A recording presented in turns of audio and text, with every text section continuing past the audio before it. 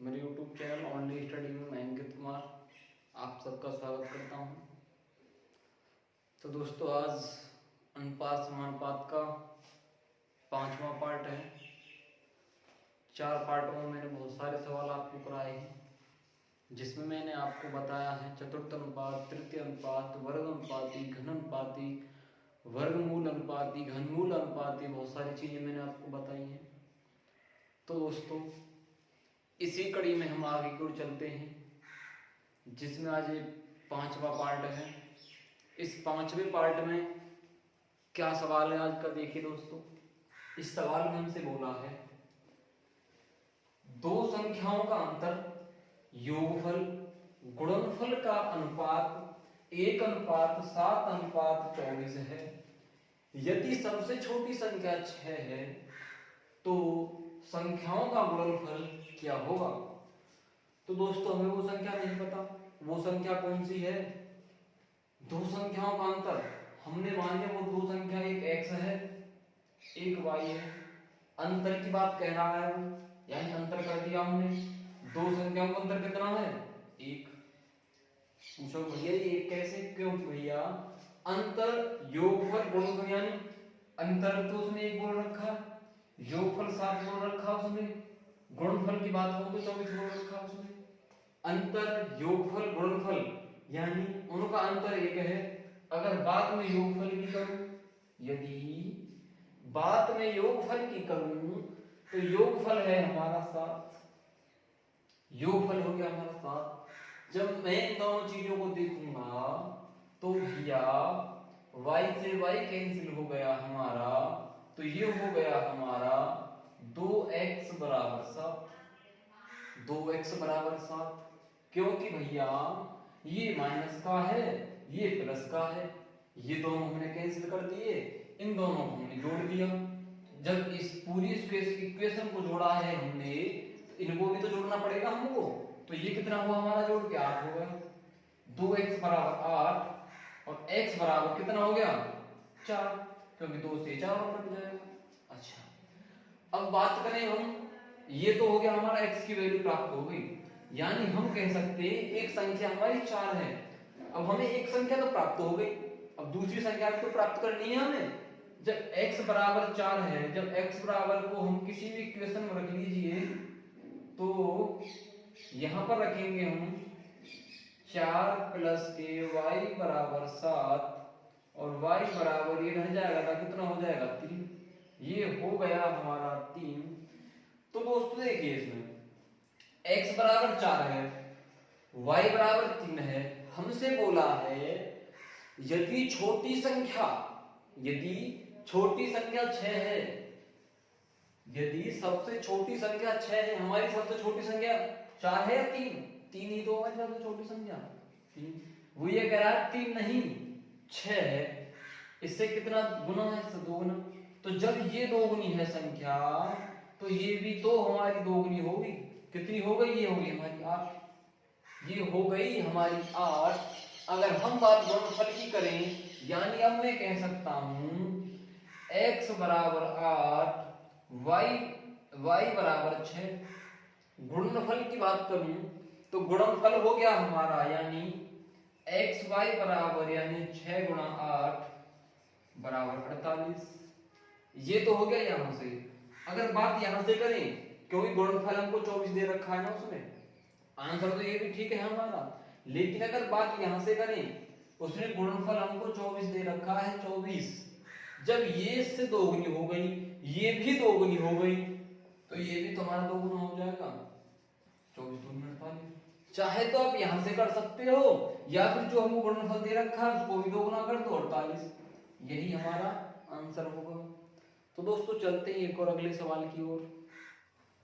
तो दोस्तों दूसरा सवाल हमारा इस प्रकार है, देखिए हमसे सवाल में बोला है 94 को 2 भागों में इस प्रकार बांटा गया है कि पहले भाग का यानी पहले का भाग यानी पहले भाग का 5वां भाग, सॉरी ऐसे पहले का 5वां भाग और दूसरे का 8वां भाग का अनुपात 3:4 है। तो पहला भाग क्या होगा। दोस्तों हमारे पास 94 रुपए की राशि दे रखी है, हमको 94 रुपए की राशि दे रखी है और हमको इस सवाल के अनुसार वो संख्या, हमको जो पैसे दे रखे हैं इस सवाल के अकॉर्डिंग हमको बांटना है।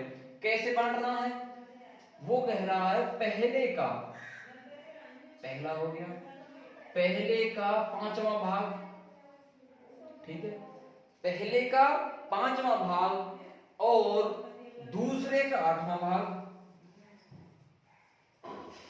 दूसरे का 8वां भाग हो गया, का अनुपात 3:4 है। प्यारे बच्चों इस सवाल का कहने का मतलब ये है, जो पहले का जो 5वां भाग है यानी पहले व्यक्ति को जो 5वां भाग मिलेगा और जो दूसरे व्यक्ति को 8वां भाग मिलेगा, उनको 3:4 के अनुपात में ही मिलेगा।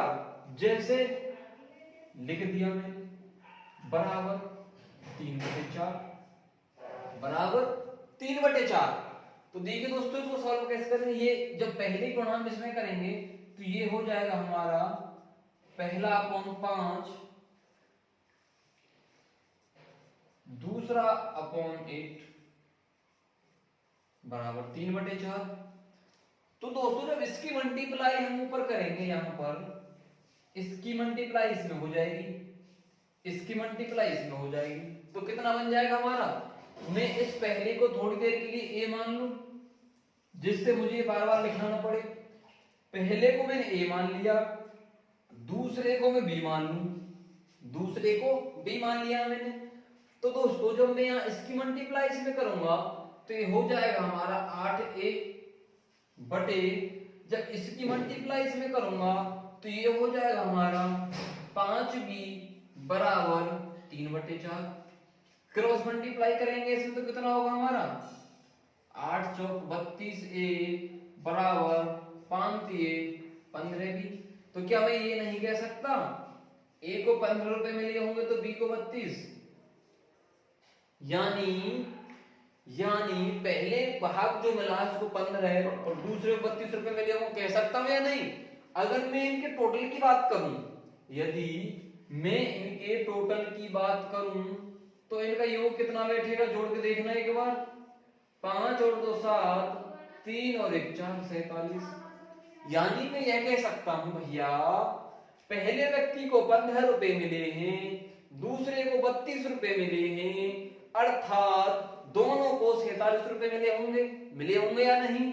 लेकिन सवाल में तो ऐसा नहीं बोला, सवाल में तो बोला है 94 रुपए, ये बोला है ना 94 रुपए को बांटा है, लेकिन इसमें 47 को बांटा है। वो ये कह रहा है सवाल 47 नहीं 94 होगा, 47 नहीं 94 होगा। तुमसे पूछा क्या पहला भाग मतलब a बराबर क्या होगा।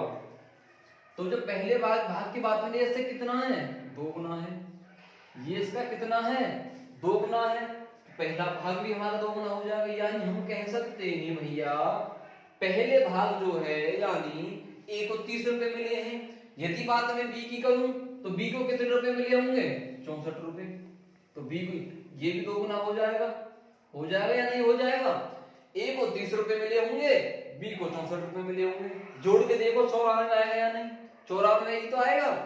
दोस्तों क्या इस चीज में तो कंफ्यूज नहीं हो भैया, ये 2 गुना आया हमको मालूम कैसे हुआ, क्योंकि भैया जब हमारे पास 2 संख्या है, एक 5 है एक 10 है, मैं आपसे बोलूंगा ये 10 इस 5 का कितना गुना है, तो आप बोलोगे भैया ये तो 2 गुना है। आपको मालूम कैसे पड़ा, क्योंकि आपने इसमें भाग ही तो दिया होगा इसका, तभी तो पता होगा 2 गुना। तो इसमें भी 94 में भी तो 47 का भाग दिया होगा। यदि हमसे एक ही पूछे तो मल्टीप्लाई एक ही कर देंगे हम, 47 दूनी 94 और 15 दूनी 30। अगर बात हमसे b की करता है, b को कितने रुपए मिले होंगे 94 बटे 47, तो हम b की वैल्यू लिख लेते 32, 64 आ जाता। यही हम इसका आंसर है, यही इसका आंसर होगा। तो दोस्तों इसी कड़ी में चलते हैं एक और अगले सवाल की ओर।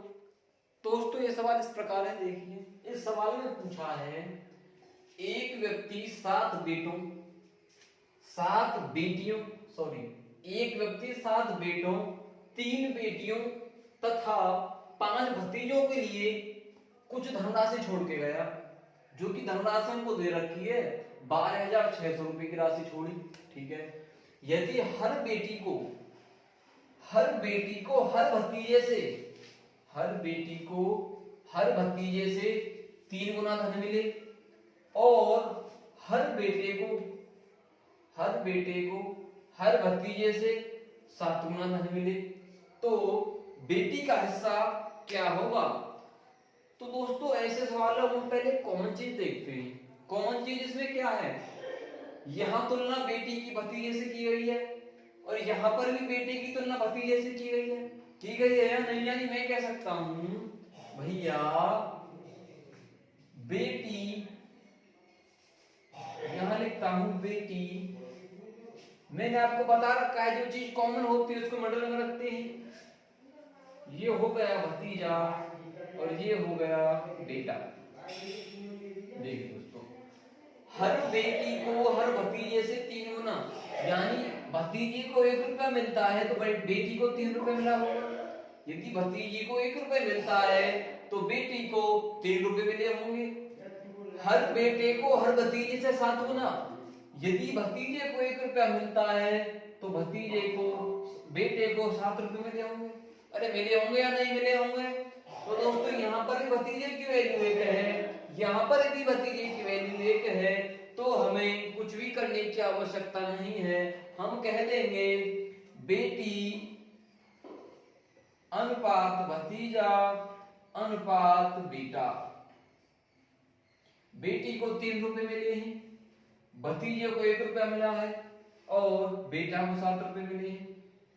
यानी एक बेटी को 3 रुपए मिले हैं, एक बेटी को 3 रुपए मिले हैं तो 7, एक बेटी को 3 रुपए मिले हैं तो 3 बेटियों को कितने रुपए मिले होंगे भाई। एक प्रत्येक व्यक्ति की ही तो वैल्यू मिली है हमें, प्रत्येक व्यक्ति की। जब एक बेटी को 3 रुपए मिलते हैं तो 3 बेटियों को कितने रुपए मिले होंगे। बोलो कि सर जी 9 रुपए मिल गए।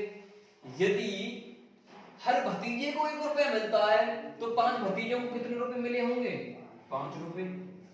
अगर एक बेटे को 7 रुपए मिलते हैं, यदि एक बेटे को 7 रुपए मिलते हैं तो 7 बेटों को कितने रुपए मिले होंगे। बोलोगे सर जी 49 रुपए मिल गए। यानी मैं ये कह सकता हूं टोटल इनको बेटी को 9 रुपए, जो 3 बेटियां हैं उनको 9 रुपए, 5 भतीजों को 5 रुपए, 7 बेटों को 49 रुपए, टोटल कितने रुपए मिल गए हमको। जब इनको हम जोड़ेंगे 9 और 5 14 और 9 23 का 3 हासिल को 2 4 और 2 6। यानी इस सवाल के अकॉर्डिंग, यानी हमारे अकॉर्डिंग इनको 63 रुपए दिए गए होंगे, जिसमें बेटी जो सारी बेटियां हैं उनको 9 रुपए मिले होंगे, भतीजों को 5 रुपए, बेटियों को 49 रुपए। लेकिन सवाल में क्या हमको 63 रुपए टोटल दे रखा है। सवाल में तो हमको भैया 12,600 रुपए दे रखे हैं, 12,600 रुपए दे रखे। वो ये कह रहे हैं भैया 63 रुपए नहीं है, 12,600 रुपए हैं। कितने हैं, 12,600। तो इससे कितना गुना है, इससे कितना गुना है, तो ये इसका हो गया भैया 200 गुना। तो ये हो गया इसका 200 गुना। अगर मैं बात करूं भैया, पूछा क्या है हमसे, बेटी का हिस्सा, तो बेटियों को कितने रुपए मिले होंगे, तो ये भी तो हमारा 200 गुना हो जाएगा, यानी 1800 रुपए मिले होंगे, यानी 1800 रुपए मिले होंगे। अगर बात में भतीजों की करूं तो क्या इनको 1000 रुपए नहीं मिले होंगे। अगर बात में बेटों की करूं तो इनको कितना मिला होगा, 49 दूनी कितने होते हैं, 9400। क्या देखना, ये 12,600 पूरी वैल्यू बन रही है हमारी, बन रही है। यानी बेटी जो 3 बेटी हैं उनको 1800 रुपए मिले होंगे, भतीजों को 1000 रुपए मिले होंगे और जो बेटा है उनको 9400 रुपए मिले होंगे। लेकिन उसने पूछा है हमसे बेटी का हिस्सा क्या है। अगर हमसे कहता सभी बेटियों को कितने रुपए मिले तो हम कह देते भैया हमको तो 1800 रुपए मिले हैं। कितने, 1800 रुपए। लेकिन ये 1800 रुपए भैया 3 बेटियों को ही तो 1800 रुपए मिले हैं। जब 3 बेटियों को 1800 रुपए मिले हैं तो एक बेटी को कितने मिले होंगे, तो एक बेटी को 600 रुपए नहीं मिले होंगे। जब 3 बेटियों को 1800 रुपए मिले हैं तो एक बेटी को 600 रुपए मिले होंगे। हमसे यही तो पूछा है, यही हमारा आंसर होगा, यही हमारा आंसर होगा। तो दोस्तों चलते ही एक और अगले सवाल की ओर। तो दोस्तों ये सवाल हमारा इस प्रकार है, देखिए सवाल में कोई राशि दे रखी है, राशि क्या दी हुई है 366 रुपए। 366 रुपए को एबीसी में इस प्रकार बांटना है कि जो ए को धन मिलेगा, जो ए को बी प्लस सी को मिलने वाली राशि के 1/2 के बराबर, तथा बी को ए प्लस सी को मिलने वाली राशि के 2/3 के बराबर धन मिला तो ए का भाग क्या होगा। तो दोस्तों देखिए वो ये कह रहा, सवाल को ध्यान से पढ़ो, जो ए को राशि मिल रही है भैया, वो बी प्लस सी को जितनी राशि मिल रही है उसका 1/2 भाग मिलता है, 1/2 भाग मिलता है। बात यदि मैं बी की करूं, जो बी को राशि मिल रही है वो ए प्लस सी को मिलने वाली राशि का 2/3 मिलती है। चीज आई समझ में या नहीं है? जो ए को धन मिलता है उसको बी प्लस सी का आधा भाग, जो बी को धन मिलता है उसके ए प्लस सी का 2/3 भाग मिलता है। दोस्तों अगर मैं इसको आगे सॉल्व करूं तो ये होगा हमारा ए बराबर बी प्लस सी बटे 2, और ये हो जाएगा हमारा b बराबर 2a प्लस के 2c। 3 हमारा इधर चला जाएगा यहां पर, या फिर चलो ऐसे कर लो, ठीक है, कितना हो गया 3b बराबर 2a प्लस 2c। ये सवाल हमारा 3 तरीका से हो जाएगा दोस्तों, 3 तरीका से, लेकिन हमसे पूछा है a का भाग। तो दोस्तों क्या हमें नहीं दे रखा, हमको ये चीज तो दे रखी है a प्लस बी प्लस सी बराबर 366। हमको दे रखा है या नहीं दे रखा? दे रखा है ना। कितना दे रखा है हमको, यानी तीनों व्यक्ति को 366 रुपए मिले होंगे। अगर इसको भी सॉल्व करें हमारा तो इतना हो जाएगा हमारा 2a बराबर b प्लस सी, ठीक है, यानी a प्लस b प्लस सी बराबर 366 हमको दे रखा है। a का भाग हमसे पूछा है, जब a का भाग हमसे पूछा है तो b प्लस सी की वैल्यू रख देंगे यहाँ पर। b प्लस सी की वैल्यू कितनी दे रखी है हमको, b प्लस सी की वैल्यू कितनी दे रखी है हमको 2 प्लस 2a, तो a प्लस b प्लस सी की जगह 2a रख देंगे हम। 2a बराबर 366, 3a बराबर 366, और a बराबर हो जाएगा हमारा 122, और हमसे a का ही मान पूछा है, a की वैल्यू हमको प्राप्त होगी। अगर मैं दूसरे तरीका से बात करूं, यदि मैं दूसरे तरीका से बात करूं तो किस प्रकार हो जाएगा भैया, हमको दे रखा है a अनुपात b प्लस सी बराबर 1:2, दे रखा या नहीं दे रखा। यानी अगर a को 1 भाग मिलता है, b प्लस सी को 2 गुना मिलता है, मतलब a को b प्लस सी को मिलने वाली राशि का आधा मिलता है, यानी आधे के बराबर, तो आधा ही तो हुआ, a को 1 तो इसको 2, आधा हुआ या नहीं हुआ। हमसे पूछा क्या है a का भाग, तो अगर इस वैल्यू को मैं इस प्रकार भी तो लिख सकता हूं, b प्लस सी बराबर 1/2 लिख सकता हूं, नहीं लिख सकता, लिख सकता हूं। अगर बात में a प्लस b प्लस सी की बात करूं तो ये क्या हमारा इस प्रकार नहीं हो जाएगा, a को तो यहीं पर छोड़ो, इस a को जब यहां लाएंगे a प्लस b प्लस सी बराबर 1, तो हमारा यही रहेगा a प्लस b प्लस सी की वैल्यू कितनी दे रखी है हमको 2, a की कितनी दे रखी 1, जब इन तीनों को जोड़ेंगे तो क्या हमारे 3 नहीं बन जाएगा, बन जाएगा या नहीं बन जाएगा। a प्लस b प्लस सी बराबर कितना दे रखा 3, वो ये कह रहा 3 नहीं है 366 है। कितना गुना है ये, इससे 122 गुना, 122 गुना ही तो है। अगर बात में एक ही कम तो a भी हमारे 122 गुना हो जाएगा, यानी 122 हमारा आंसर, यही हमारा आंसर हो जाएगा। तो दोस्तों चलते हैं एक और नए सवाल। ये सवाल हमारे इस प्रकार है। अब तक दोस्तों मैंने क्या सवाल कराए थे, आपको मैंने कराया थे कि a को इतने रुपए मिलते हैं तो b को इतने रुपए मिलते हैं, तो c को कितने मिलेंगे, c को इतने मिलते हैं तो d को कितने मिलेंगे। इस प्रकार मैंने आपको बहुत से सवाल कर दिए। अब चलते हैं हम एक और स्टेप की ओर। वो टाइप क्या है हमारी? वो टाइप है आय और व्यय से संबंधित सारे क्वेश्चन करेंगे हम। अब इस वीडियो में जितने भी आगे क्वेश्चन करेंगे वो केवल और केवल अपने आय व्यय और खर्च से संबंधित करेंगे। तो दोस्तों ये क्वेश्चन भी आय और व्यय से संबंधित है। देखिए, एक व्यक्ति की आय तथा व्यय क्रमशः 11:10 है। यदि प्रतिवर्ष वह 9,000 रुपए बचाता है तो उसकी मासिक आय क्या होगी? दोस्तों हमको दे रखी है आय और व्यय का अनुपात कितना दे रखा है? 11:10। यानी अगर वह 11 रुपए कमाता है, यदि वह 11 रुपए कमाता है तो 10 रुपए खर्च कर रहा होगा।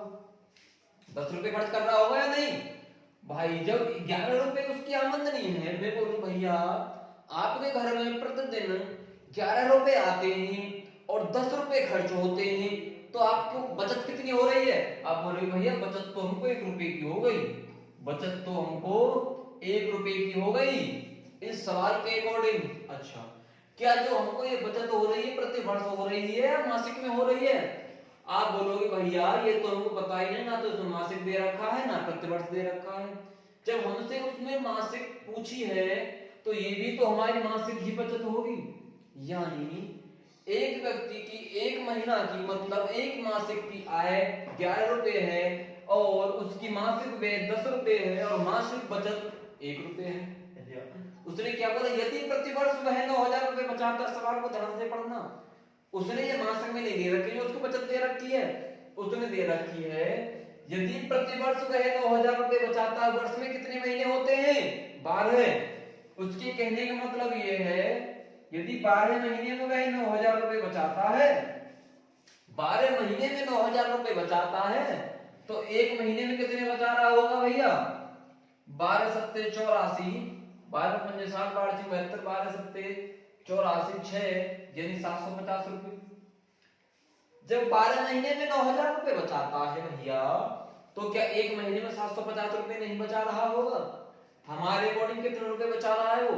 1 रुपए। वो 1 रुपए ये कराओ, 1 रुपए नहीं 750 रुपए। कितना गुना है इसका? 750 गुना। पूछा क्या है उसने? तो उसकी मासिक आय, आय हमारी यही तो है। अरे आय यही तो है हमारी, तो भैया आय भी हमारी 750 गुनी हो जाएगी। तो ये हो जाएगी हमारी 0, 11 पंजे 55, 5, 11 सत्ते 70, 5, 8,250 रुपए। अगर बात व्यय की करें तो व्यय कितनी हो जाएगी उसकी? अगर बात व्यय की करें तो व्यय भी हमारी 750 गुनी हो जाएगी, यानी ये हो जाएगी हमारी 7500 रुपए। तो दोस्तों अगर आपको इस सवाल को चेक करना है, यदि आपको इस सवाल को चेक करना है तो देखिए इतने तो कमा रहा है, इतने व्यय कर रहा है, तो क्या हमारी बचत 750 रुपए है? इस वैल्यू में से इसको हटा के देख लो यदि 750 प्राप्त है, करके देखो तो 82 50 में से 7500 घटाओ, 0 5 12 में से 5 गए तो 7, तो क्या हमें 750 प्राप्त हुए ना हुई बचत? तो दोस्तों अगर उसने बोला है तो मतलब बचत मासिक ये है, कितनी हो गई हमारी? 750 रुपए।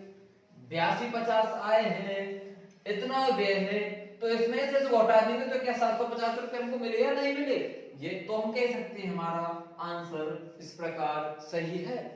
तो दोस्तों चलते हैं एक और अगले सवाल की ओर। दोस्तों मुझे एक चीज बताइए, मैं आपसे कहूं, मैंने आपको बचत करके तो कहा दिया कि मासिक में दे रखा है तो बचत हमको प्रतिवर्ष में दे रखी है, आय प्रतिवर्ष में दे रखी है, किस प्रकार निकालेंगे?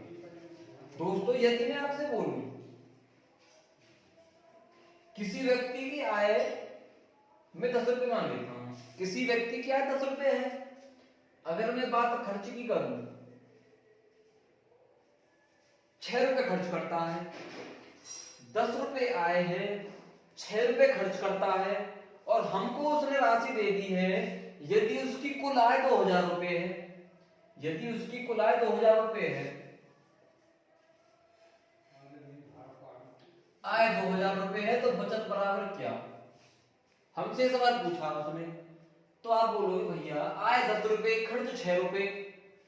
कि भैया इसमें बचत का तो हमको कुछ दे ना रखा।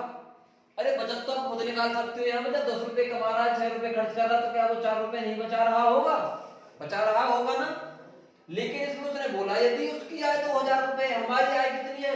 10 रुपए। वो ये कह रहा 10 नहीं है, 2000 है। इससे कितना गुना है? 200 गुना। तो बचत भी हमारी 200 गुना हो जाए, कितना हो जाएगा? 800 रुपए। खर्च की बात करूं तो खर्च भी हमारा 200 गुना हो जाएगा, कितना हो गया? 1200 रुपए। इन दोनों चीज को जोड़ के देखने के 2000 के बराबर है। भाई जब मैं आपसे बोलूं बचत प्लस खर्च बराबर क्या होता है? बचत प्लस खर्च बराबर हमारा आय तो होती है, आय तो होती है हमारी। अगर बचत कितनी है हमारी? 800 रुपए। खर्च कितना है हमारा? 1200 रुपए बराबर 2000 रुपए हुए या नहीं हुए? यही तो हमसे पूछ रहा है। अगर वो आपसे दे के रखता दोस्तों, यदि आपको दे के रखता यहाँ पर आय 10 रुपए है, खर्च 4 रुपए है, यदि उसकी बचत 800 1200 मान लो, बचत का रेशो दे रखा है, उसने आय और खर्च पूछ लिया आपसे। उसने आपसे पूछ लिया आय खर्च बराबर क्या होगा? 10 रुपए आय है उसकी, यानी 10 रुपए कमाता है, 6 रुपए खर्च करता है, 4 रुपए बचाता है। लेकिन उसने कितना बोला है? 1200 रुपए। वो ये बोला 4 नहीं 1200 रुपए बचाता है, 4 नहीं 1200 रुपए। कितना गुना है इससे? 300 गुनी। अगर बात आय की करें तो वो कितने कमा रहा होगा? कितने कमा रहा होगा? क्या वो 3000 रुपए नहीं कमा रहा होगा? खर्च की बात करूं तो खर्च कितना कर रहा होगा? तो ये भी 300 गुना हो जाएगा। क्या वो 1800 रुपए खर्च नहीं कर रहा होगा? आय 18 आय हो गई हमारी 300 रुपए, खर्च हो गया हमारा 1800 रुपए, सॉरी 3000 होगा। आय हो गई हमारी 3000, खर्च हो गया 1800। अगर मैं आपसे बचत की बात करूं तो आय माइनस खर्च कर देंगे तो क्या हमें बचत प्राप्त नहीं हो जाएगी? आय कितनी है? 3000, खर्च कितना है हमारा? 1800। क्या हमें 1200 प्राप्त होता है या नहीं? घटाए कितने को 1200 ही प्राप्त होगा। ये चीज आपको समझ में आ चुकी होगी भैया, आय किस प्रकार निकालना है, बचत कैसे निकालना है, खर्च कैसे निकालना है, ये सारी चीज मैंने आपको करके दिखा दिया है। तो दोस्तों इसकी कड़ी में आगे सवाल में कुछ कराता हूं, देखिए किस प्रकार है वो सवाल। दोस्तों इस सवाल में बोला है राम, श्याम, घनश्याम 3 व्यक्ति हैं जिनको 3:5:7 के अनुपात में राशि दी गई है। मतलब राम को 3 रुपए मिले हैं, श्याम को 5 रुपए मिले हैं, घनश्याम को 7 रुपए मिले हैं। यदि घनश्याम का भाग राम के भाग से 1600 रुपए अधिक है तो श्याम का भाग क्या होगा? राम हो गया हमारा, श्याम हो गया हमारा, घनश्याम हो गया। राम को 3 रुपए मिले हैं, श्याम को 5 रुपए मिले हैं, घनश्याम को 7 रुपए मिले हैं। सीधा सीधा बात है भैया, राम को 3 रुपए, श्याम को 5 रुपए, घनश्याम को 7 रुपए। वो उसने बोला है राम, यदि घनश्याम का भाग राम के भाग से, घनश्याम का भाग राम के भाग से कितना अधिक है? भैया इस घनश्याम को राम से कितने रुपए अधिक मिल रहे हैं सवाल के अकॉर्डिंग? आप बोलोगे भैया 4 रुपए अधिक मिल रहे हैं। आप बोलोगे सर जी 4 रुपए अधिक मिल रहे हैं, लेकिन वो ये बोल रहा है घनश्याम का भाग राम के भाग से 1600 रुपए अधिक है। वो ये कह रहा 4 नहीं 1600 अधिक है। कितना गुना है ये इसका? 400 गुना। पूछा क्या है उसने? तो श्याम का भाग क्या होगा? श्याम भाग यही तो है, तो श्याम का भाग कितना होगा? श्याम का भाग 400 गुना हो जाएगा। कितना हो जाएगा? 4 पंजे 20, 4 पंजे 20 यानी ये हो जाएगा 2000 रुपए। अगर हमसे पूछे घनश्याम को कितने रुपए मिले हैं तो ये भी 400 रुपए से हो जाएगा, हम कह देंगे 2800 रुपए। अगर बात राम की करें तो राम को कितने मिले होंगे? ये भी 400 गुना हो जाएगा। कितना हो जाएगा? 1200 रुपए। यदि हमसे पूछा था करें श्याम का भाग कितना है तो श्याम का भाग हो गया 2000 रुपए। श्याम का भाग हो गया 2000 रुपए। अगर हमसे पूछ लेता कुल कितनी राशि थी, इस 1200 को जोड़ेंगे, इस 200 को जोड़ेंगे, उस 2800 को जोड़ देंगे, वही हमारी राशि हो जाएगी। अगर पूछ लेता भैया घनश्याम की राशि श्याम से कितनी ज्यादा है, चाहे तो आप यहां से इसमें से घटा के इसको कर देते या फिर डायरेक्टली यहां से कर देते। 7 में से 5 गए तो 2, यानी कि 2 ज्यादा है, 2 नहीं भैया 400, 800 ज्यादा है, यहां से भी कर सकते थे। लेकिन इस सवाल के अनुसार हमारा आंसर होगा श्याम का भाग क्या है? श्याम का भाग तो भैया 2000 रुपए ही होगा। तो दोस्तों कल एक वीडियो लेके आएंगे जिसमें ज्यादा से ज्यादा सवाल हमारे आय और व्यय के ही अनुसार होंगे। तो दोस्तों मिलते हैं आपको अगली वीडियो में। जय हिंद, जय भारत।